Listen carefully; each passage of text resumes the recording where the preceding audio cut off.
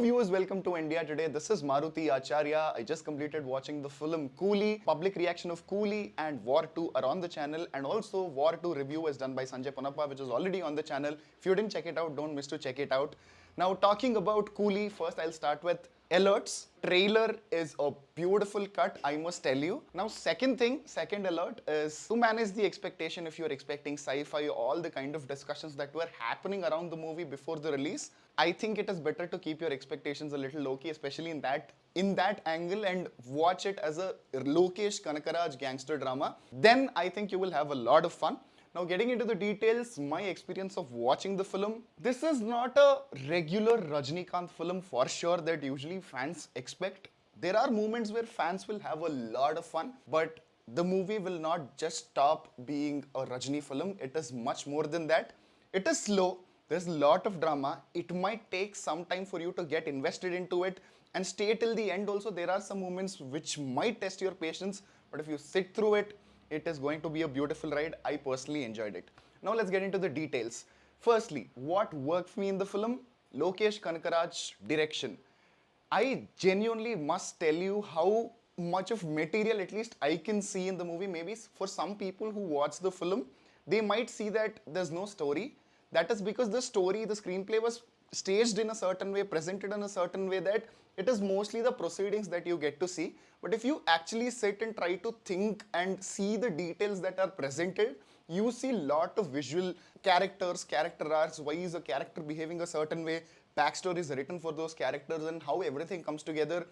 Beautifully handled. Again, there is lot of chaos, lot of characters, lot of drama. Again, it could have been much better, I can definitely tell you, but with whatever they have presented, that also takes guts to bring everything together, try to balance everything, not losing the grip on the story. So in that sense, I will definitely commend Lokesh Kanakaraj as a director. Technical department, Anirudh, again, if you're thinking about powerhouse and walking into the movie, again, I am telling you, right, the promotional campaign did service for the movie. There are some BGM tracks that come in the movie that, at least it caught me off guard.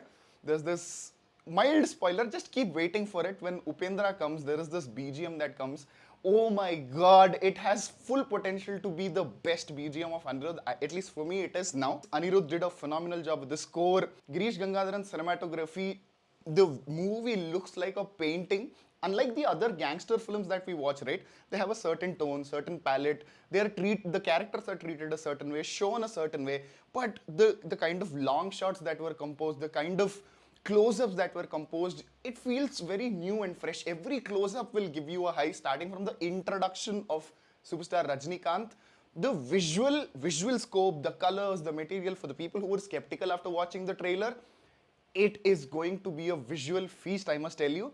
Editing also to a very large extent. Like, I think a lot of people in audio launch, also the cast and crew, I think Rajinikanth only mentioned that it is difficult to put a Lokesh film together because there are a lot of angles, parallel narratives happening, backstories.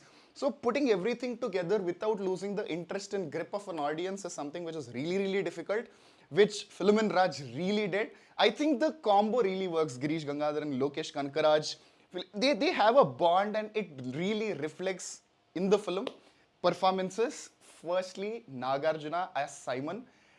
Oh my god, when actors, stars just walk into the set and have fun with the role, they just go all out, right? It is genuinely fun to watch.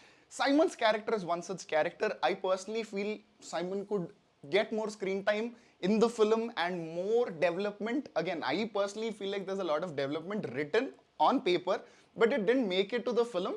But still, I expected more, but within the scenes that he had, he really stole the show. Next is Shoubin.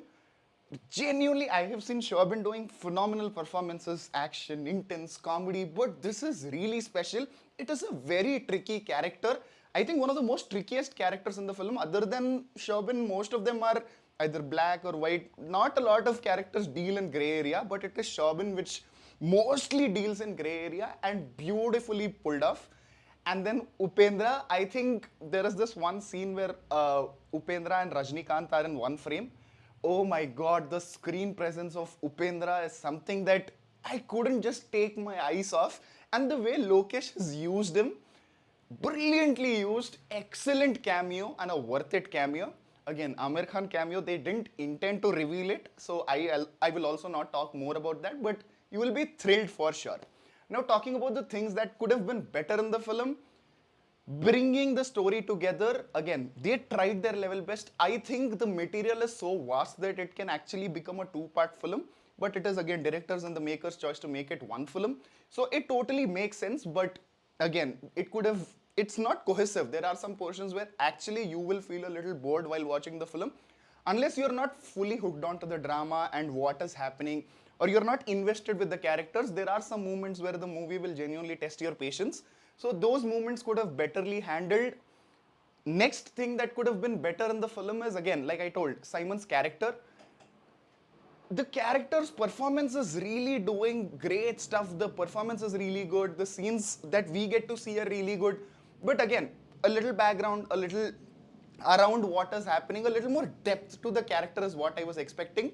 I had this problem with Kingdom also. When a character is doing something, right, the audience, as audience, we are also supposed to feel the weight and pain or the anger or whatever. All those emotions should be felt by us also, which I felt to an extent was missing.